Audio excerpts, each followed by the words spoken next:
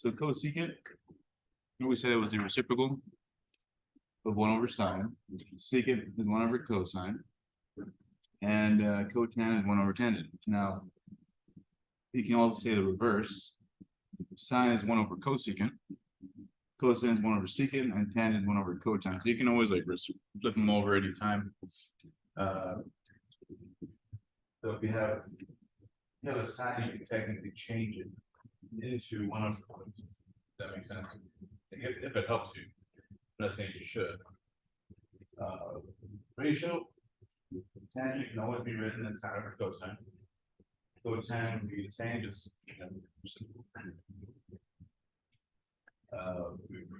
so the next exam, I would make sure you have all these in one place.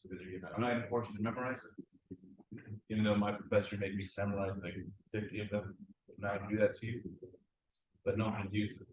Okay. The Pythagorean identities, there's 9 of them, but they all really just come from the original. So if you remember this one, it's actually sounds pretty good for 1. You can manipulate doing algebra, find the rest. Okay. If I subtract cosine over here, I get the second one. See that? If I subtract sine over there, I get cosine. Now, if I take the original and divide everything by cosine, on every single term, you end up getting this. Do you see it? This would be sine over cosine, when you divide this one by cosine, you get tan. This by cosine, you get 1.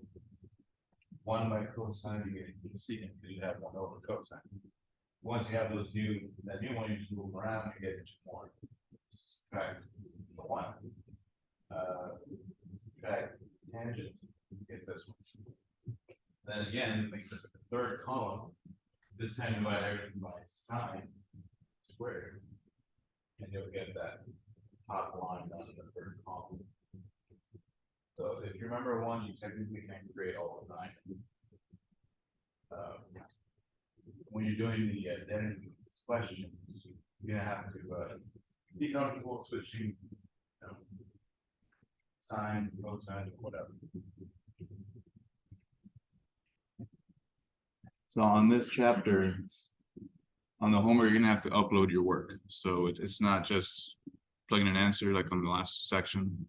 You're gonna have to have detailed steps. Okay, I'm gonna grade your work, just like an exam. So every homework section I have to grade.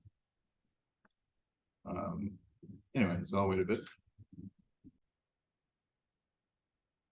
Sine of a negative angle will be equal to negative sine of a positive version of that angle. Let me write that better.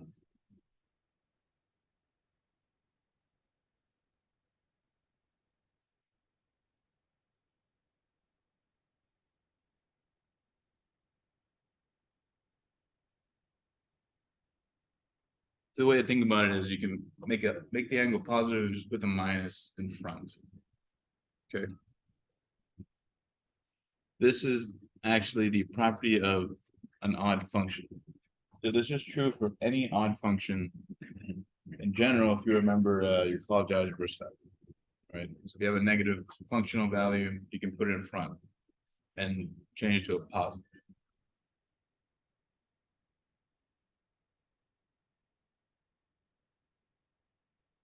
Cosine is one of the few even functions out of the trig functions.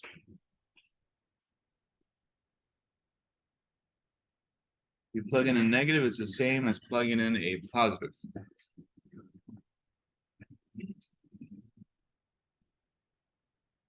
Tangent is odd as well.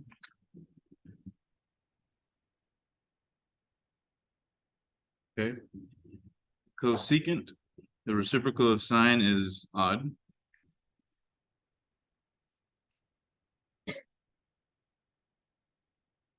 Secant, the reciprocal of cosine, is positive. Is odd. Sorry, I meant to say even. Still waking up here.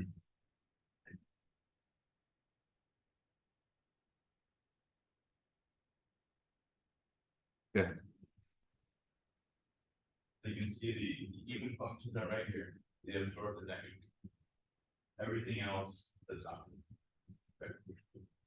The negative goes out in front. So this is true, like for example, let's say you had sine of negative 45. That's the same as a negative sine of 45.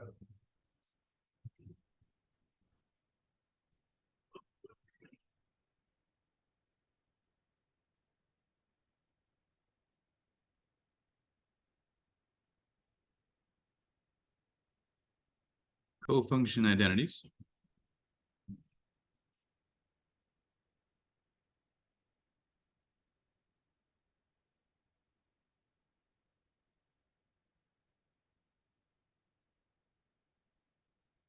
Sine of pi over 2 minus x is equal to cosine x.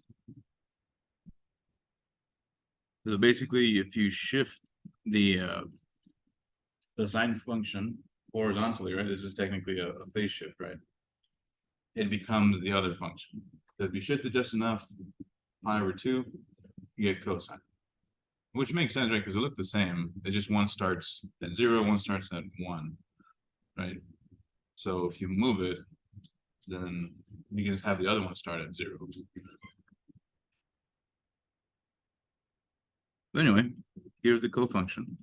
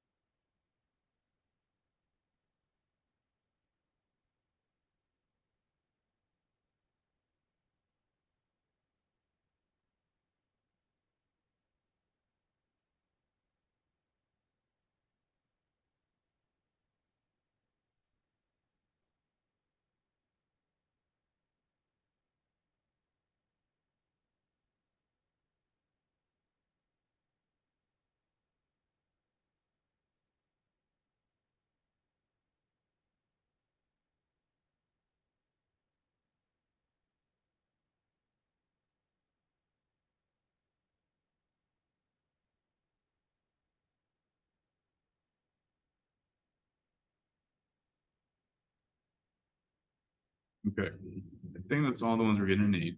We can start doing examples in just a second.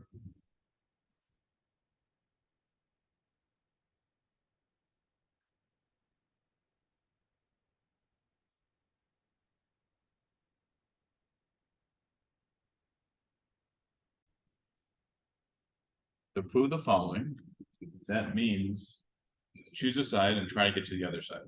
Show that they're equal. You usually want to choose a side. That's a general rule of thumb. Choose a side that is more complex. It's not always true, but most of the time it's going to work. Because if you choose the right-hand side, trying to make secant turn into this would require a lot of creativity and out of the box thinking. Changing this into secant should be pretty easy, somewhat, at least compared to the other side. Okay. So I'm going to choose. That's how I want you to start on your homework and on the exams. Pick a side. Let's write it again. And then decide what you want to do. What are you going to do to that side? Right. I said I was going to write it bigger.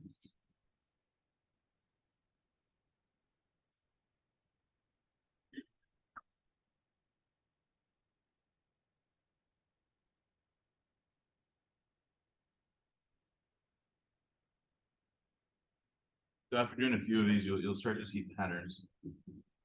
Something I like to try is if I see a tangent, change it to a ratio. See if something happens. Create fractions and maybe add fractions together. So right here, using your formulas, what is tangent?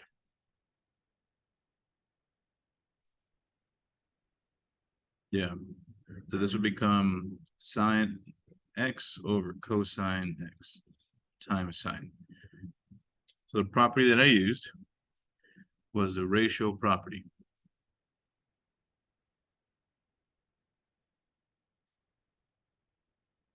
Okay.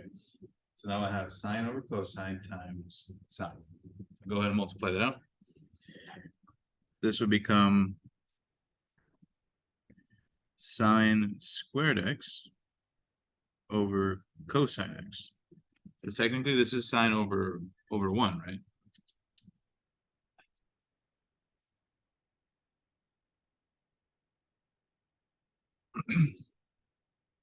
At that point, add these fractions and hope something helpful happens. So the LCD of these two terms is cosine. So what you're going to do is multiply by cosine to get the same denominator.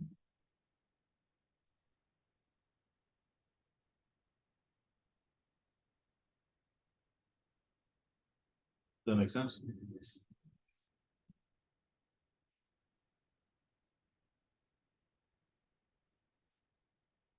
Okay, so then you get cosine squared x over cosine x plus sine squared over cosine.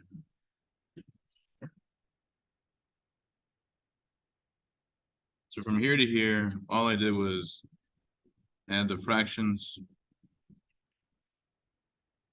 LCD was cosine. So far, are you still with me? These steps make sense. Good.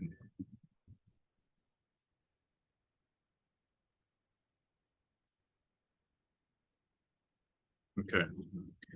So the next step, you get cosine squared x plus sine squared x over cosine. Right? Go ahead and add the fractions. The top part should be a identity. If you look at your Pythagorean, where's the top part going to turn into?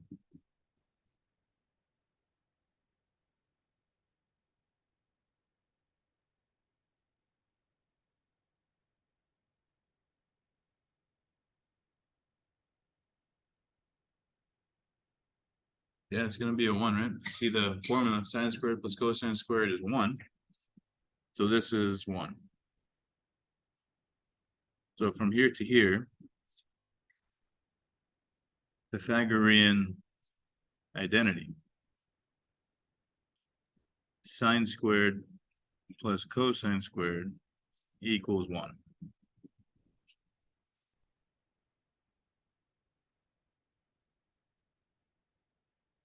Now, what is 1 over cosine?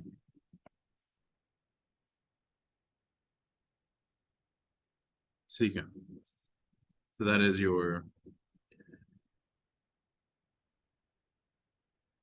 reciprocal identity.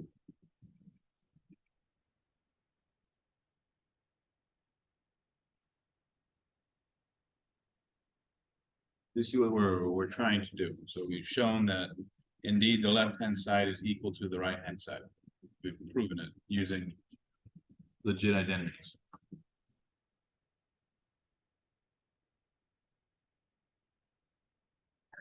Any questions on any of the steps? Beginning, middle, or end, doesn't matter.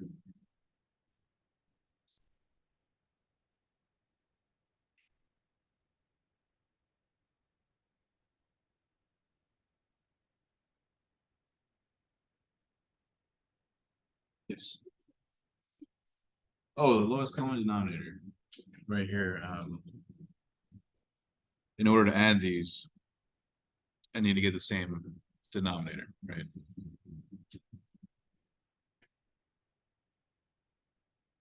That's like when we did basic numbers, yeah.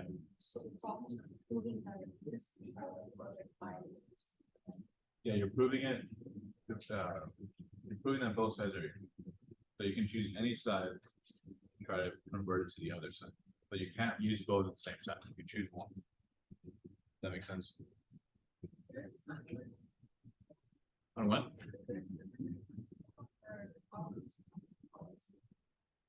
Is there a time limit?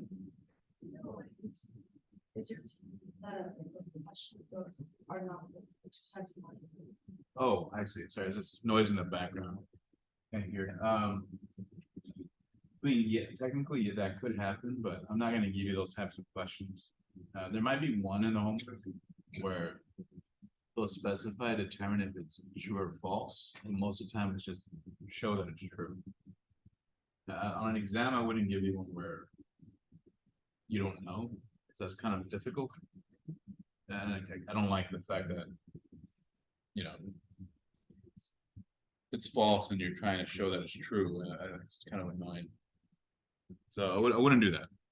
It'll be more like this. It is true, and you just show that it's true. Okay. Any other questions on number 1? Okay, let's do another one. Turn the page in a second.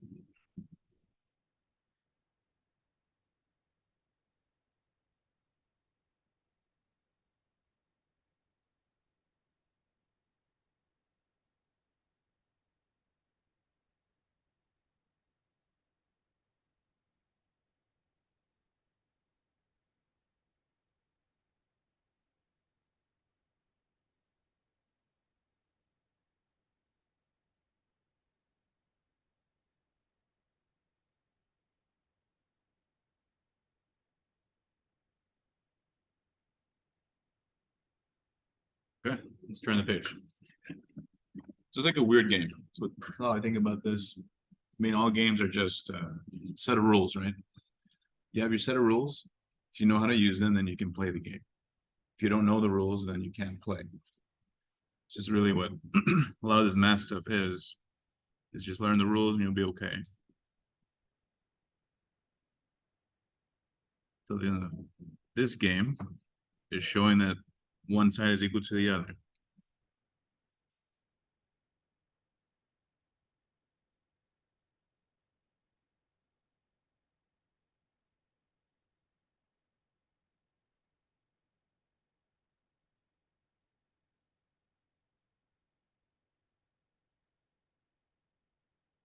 So cosine theta, I wrote small again, times secant minus cosine equals to sine.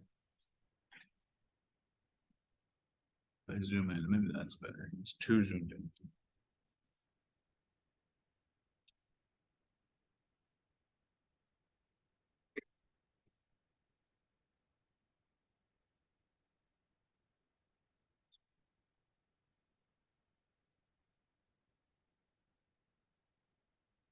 Okay.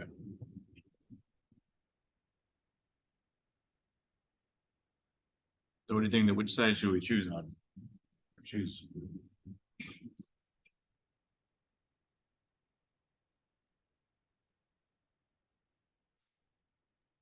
Yeah, I think the left side looks nasty, so let's start it there. Right. This one looks too simple. I don't know what the heck to do with this. But over here, maybe I can multiply and something happens, right? It's just try something when you're doing these. Like a lot of times you're gonna feel like I don't know how to start. Just try anything. Try changing into fractions, try adding fractions, try multiplying, see what happens, see if you can change like a tangent to a ratio, or change a secant into like a 1 over cosine, that type of stuff. Just try something. After a while of having experience, you'll start to see that, okay, there's some certain things that tend to work. And sometimes you go down the wrong path and, oops. You go down the wrong path and it turns out you could have done it much shorter. You took a longer path, and that's okay. It could have been done on like 2 lines and you did like 2 pages. Yeah, that happens. It's happened to me many times. I didn't see the shorter routes. Okay. But it doesn't matter. If you follow the rules, you got there. Doesn't matter. It's right. And it's kind of like programming. You can do it in like a couple lines, or you could do like 2 pages of code. Sometimes there's a more efficient way, but if it works, it's fine. Okay, so we're starting on the left. So first thing my instincts tell me is I should try multiplying this out. See if that helps.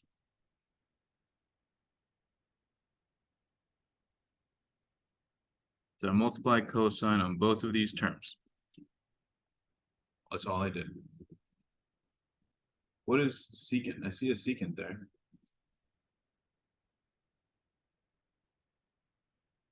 I know secant is one of the reciprocals, right?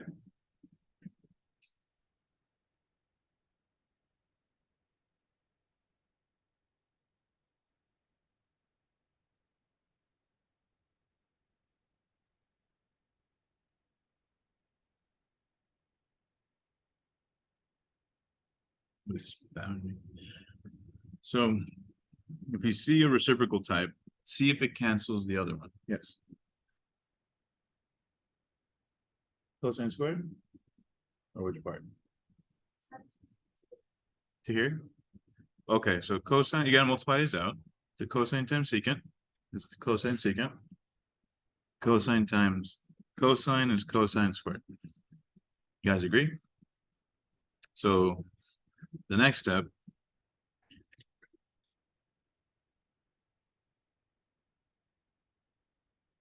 whenever you see a square, you should be thinking, okay, maybe I can turn that into something helpful.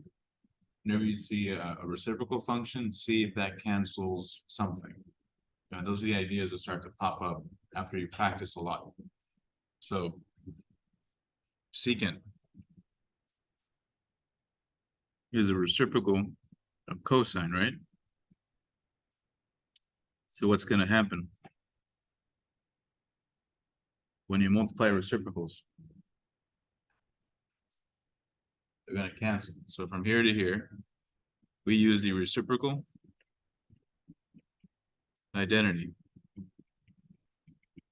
So algebra says that these cancel, leaving you with 1, and that cosine's still there.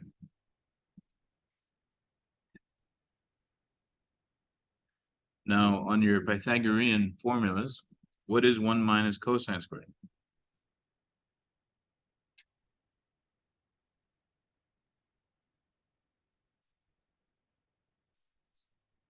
Yeah, that's what we wanted to show. Pythagorean identity. Sine squared theta is equal to 1 minus cosine squared. We're done. So we've shown that, yeah, this can turn into sine squared. Any steps that don't make sense to you, or you want more detail?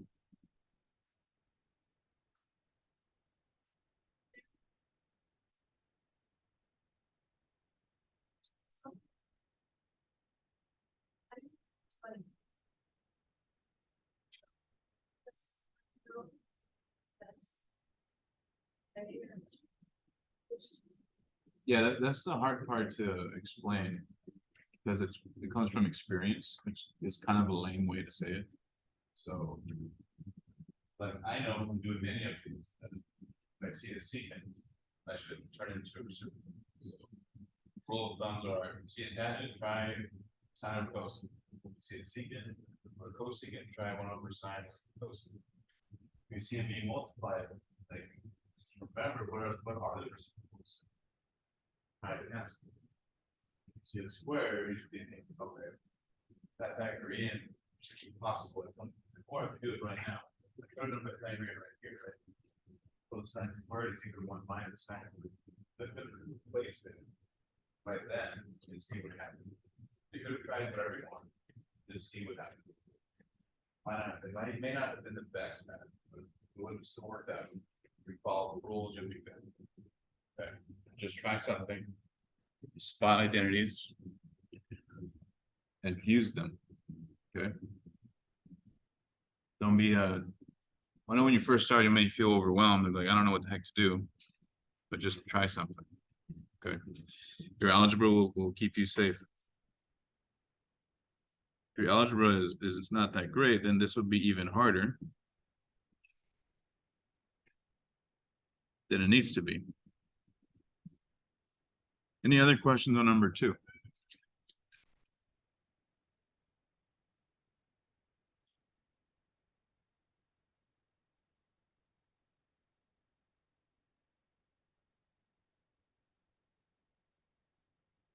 Okay.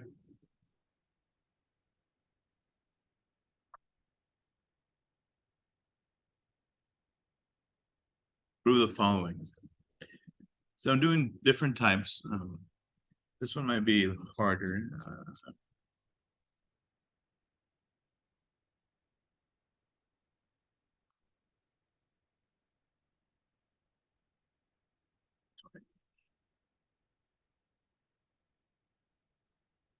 2 tangent x times secant x is equal to 1 over 1 minus sine x plus, or no, minus 1 over 1 plus sine x. So which side looks more disturbing?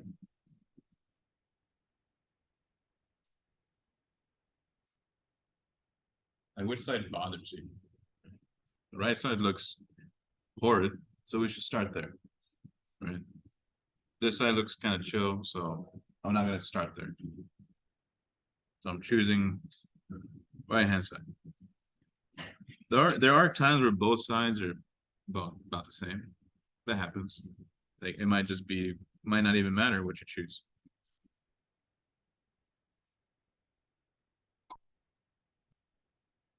I'm gonna start here because it looks ugly.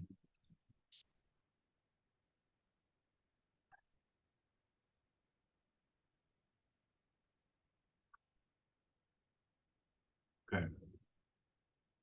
So first thing you should try is add the fractions, or in this case, subtract them. See what happens. What during the subtraction, during the LCD, stuff should happen. An identity should appear. And if not, then I don't know. You're gonna have to get creative. What is the LCD here? They're not pretty fractions. But the denominators are prime, right? You remember the rule for prime denominators? Like you had a half plus a third. If these are prime, you would do the product, right? 2 times 3. These are prime. So what is the LCD?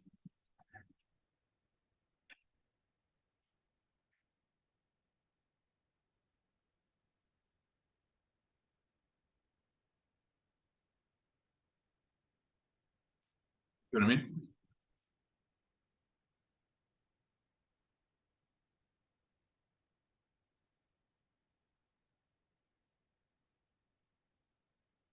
It's just the product because they are prime. Is that clear? Just a rule. I mean, I don't know if it has a name, but whenever you have prime numbers as your denominators, it's always going to be this way. If they're not prime, then you would factor and you would find the least common multiple, which is what an LCD is. It's the LCM of factors. Okay. Yeah, so most of the time on these on the trig problems, you're going to be prime almost every single time. So you can just do the product. But if you notice that something can be factored, then factor first. Okay. But there's nothing you can factor in on this denominator or this one. So just introduce what they need. This one needs a 1 plus sign, correct?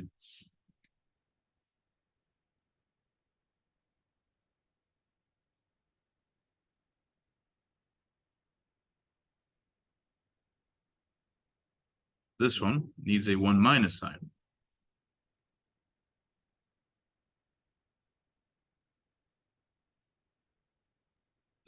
Is that okay?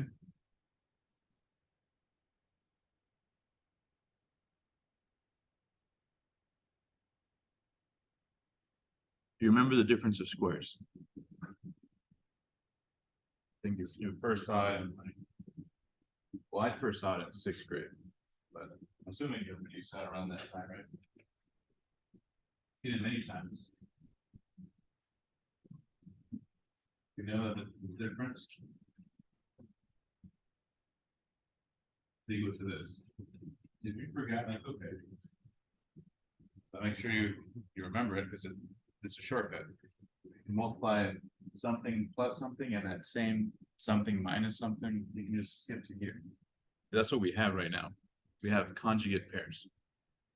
So we can just skip to 1 minus sine squared right away. Does that make sense?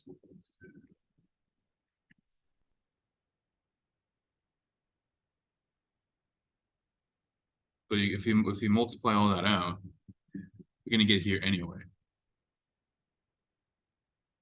Because of the difference of squares. If you want to multiply, you can. You don't have to use the shortcut. You want to do things the long way, you can.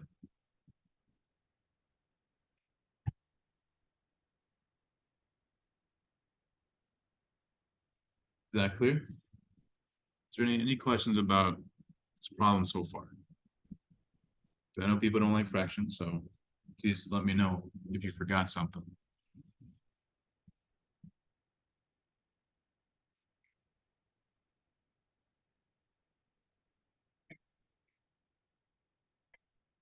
Okay. Now that we have the same denominator, just subtract the top. So we're going to get 1 plus sine minus 1 minus sine. So we'll notice that that minus is on the entire quantity. You're going to have to distribute the negative. So we're going to get 1 plus sine minus 1 minus sine. Oh, plus, sorry. Plus.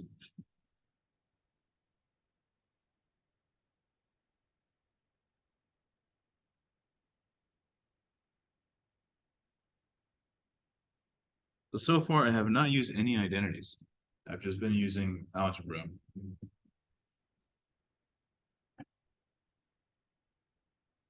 Right? I haven't done anything that you haven't already seen at some point. Running out of space. I'm gonna write this on the next page.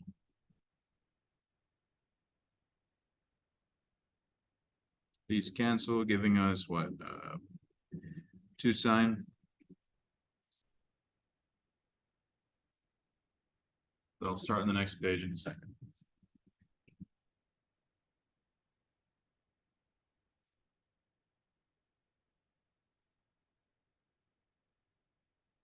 Okay, now that we've added fractions, do you see any identities that might be useful that you could use? What would you try? What's up? Yeah, the denominator kind of screams at you Pythagorean, or it should. It looks like one of the Pythagorean because there's a square. So what is that equal to?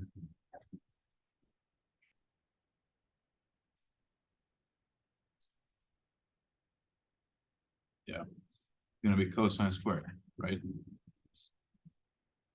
Cosine squared is equal to 1 minus sine squared. So on the next step, we'll replace it. And then at that point, we're almost there. Almost.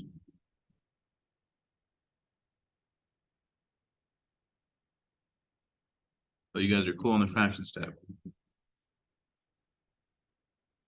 Okay, forever hold your peace. Okay. Turn the page, is that fine? Okay, we're right here. Rewrite that last line.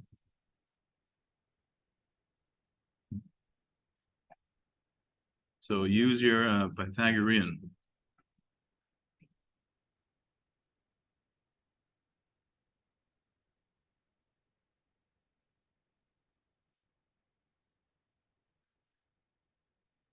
One minus sine squared is equal to cosine squared.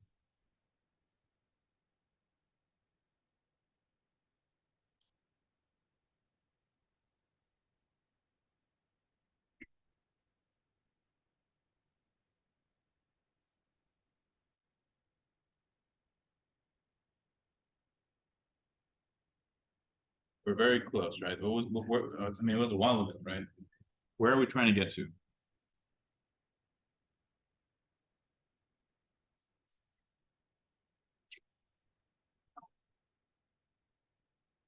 210 secant, right? We've been doing a lot of nonsense. I forgot what the goal was, right? So 210 secant is what we want. Do you see it? The 210 secant. We're technically already there. Just about. Well, although it's a little out of the box, not too much. Does this help?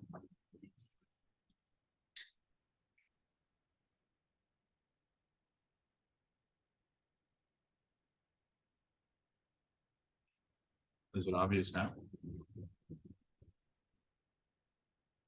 Or no? You see that this right here is tangent, right?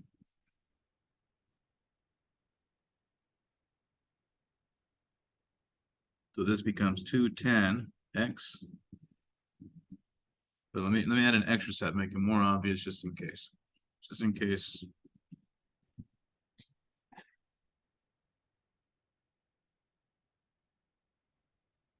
I'm going to separate the product.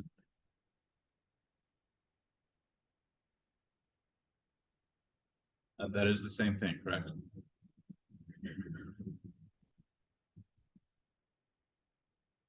What is sine over cosine? What is 1 over cosine?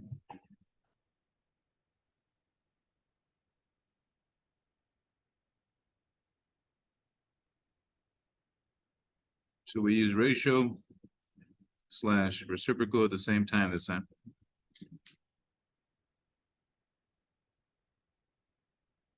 Sine x over cosine x is equal to 10. 1 over cosine is equal to secant.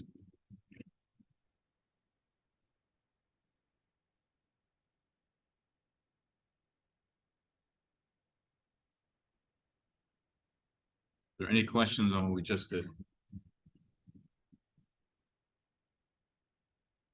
You gotta do a lot of them until they start to get comfortable. Okay. Showing you the path makes it look simple, but when you don't see the path, it feels difficult.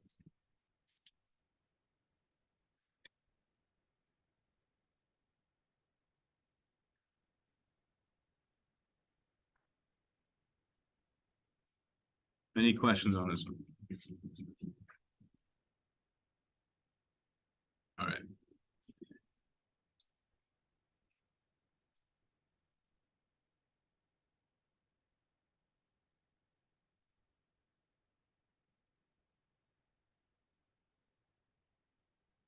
Prove that cosine x over 1 minus sine x was equal to secant plus tangent.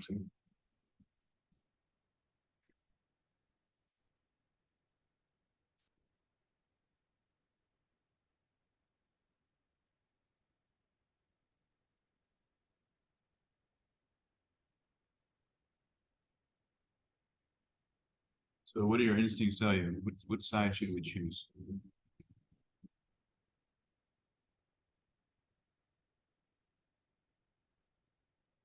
Just pick the one you don't like, right?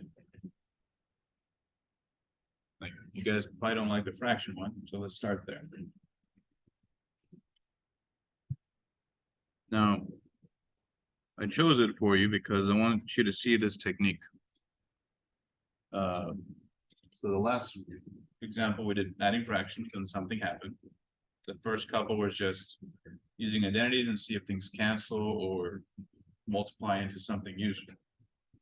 Here, we're going to multiply by a conjugate to force a difference of squares. Do you remember what a conjugate is? Conjugate pair. These are conjugate pairs. Basically, you have the same something, A and B, but opposite sides. So these two are conjugate pairs. So what is the conjugate pair of 1 minus sine? 1 plus sine would be the pair, the conjugate pair. So if you purposely multiply by the conjugate, you're going to get this, the difference of squares. You see what I'm saying? So we're forcing a square to happen. So multiply by the conjugate of 1 minus sine x. So this is a conjugate problem.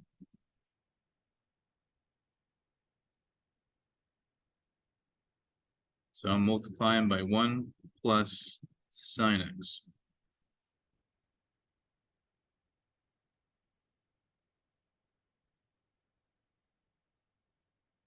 So now the bottom, what does it turn into? Denominator. Right? You see why we chose it? How it's helpful. I'm not going to multiply the top.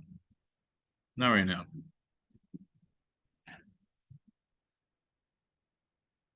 Bottom you should see is a difference of squares. 1 squared minus sine squared turns into this. I skipped the multiplication step using the shortcut we wrote on the board. Is that okay? Do you see it or no? Remember, I can't tell if this is super easy or super hard, so you gotta tell me. Let me know anytime. All right. Jay can't tell.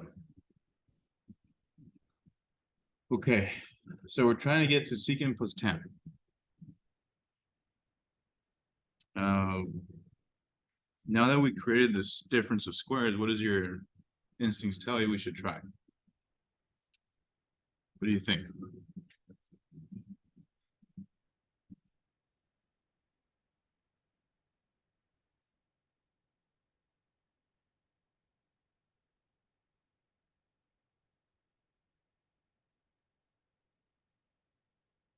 Yeah, we should Pythagorean because we have a square.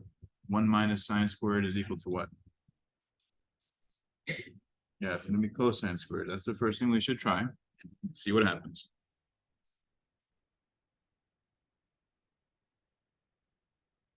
So I'm changing the bottom to cosine squared. Pythagorean identity.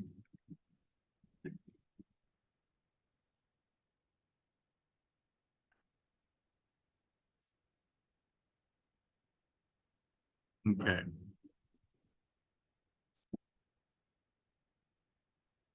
So now what do you see?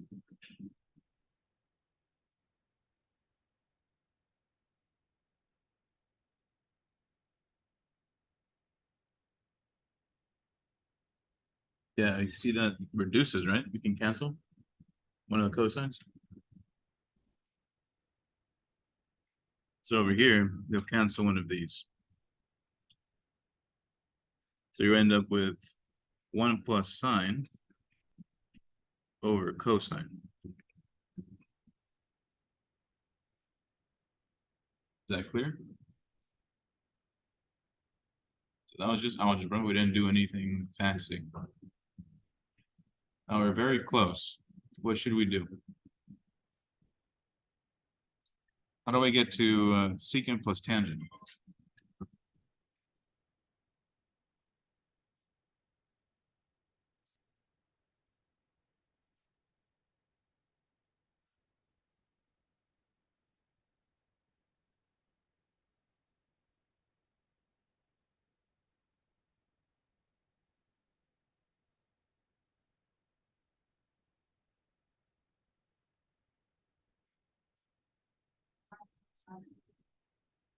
Yeah, you can separate the fractions, right?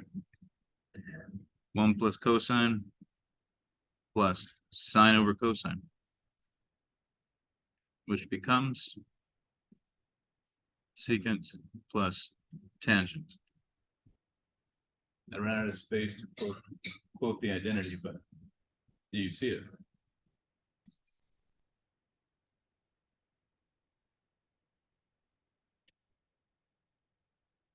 Just a weird game. That's all it is. We're not solving for anything.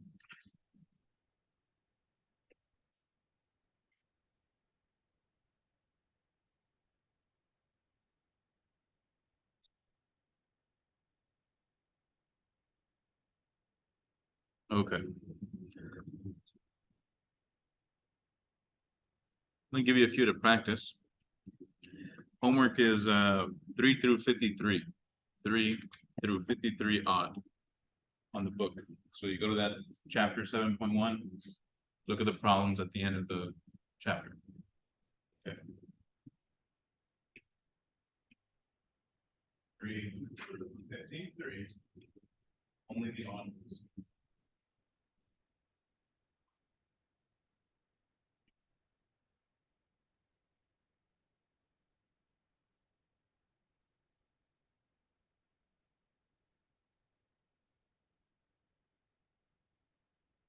Try it out real quick. Oh, last little bit of time we got. Show me that sine theta over tangent theta equal to cosine theta.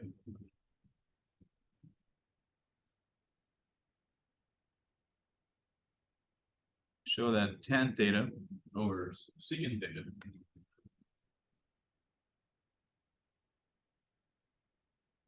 equal to sine theta. I'll put them on the paper in a second. I'll write the rest on here in a second. I just don't want to turn the page just yet. But